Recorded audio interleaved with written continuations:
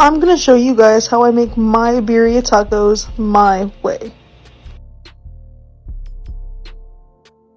First, you're gonna start by chopping up your meat or beef. I use a chuck tender roast and cut it into smaller chunks just so that I can get a more even sear and so that it cooks faster in the crock pot.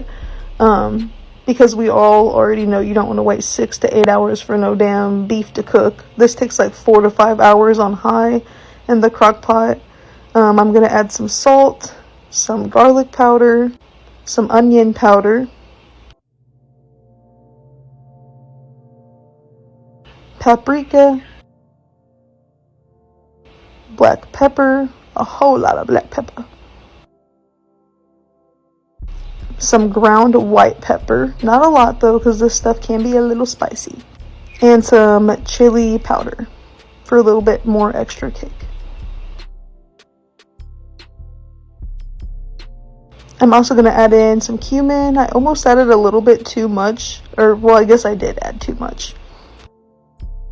Now I'm going to add in some thyme, ground thyme, and a packet of the Sazon Goya seasoning.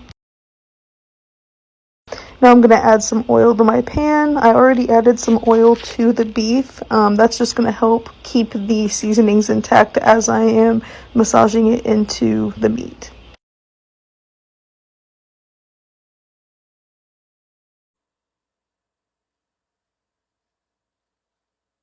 Alright, now you're going to add your seasoned beef to the pan, just like so, and you're going to sear this for about as long as your heart desires, until it looks very seared and seasoned, has a bit of a charcoaly crusted, crispy crust on there.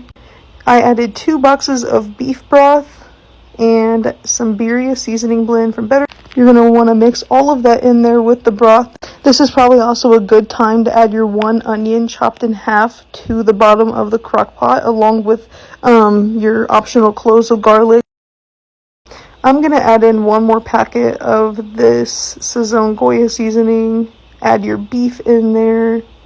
Add your beef in there once it's all done searing on all sides, and you should be able to kind of see that it's seared just by looking at it and seeing that caramelization. I'm going to add a little bit of chicken bouillon, and then you're going to let this cook on high for 5 hours. Alright y'all, I waited about 4.5 hours with this on high. I took my meat out and I shredded it and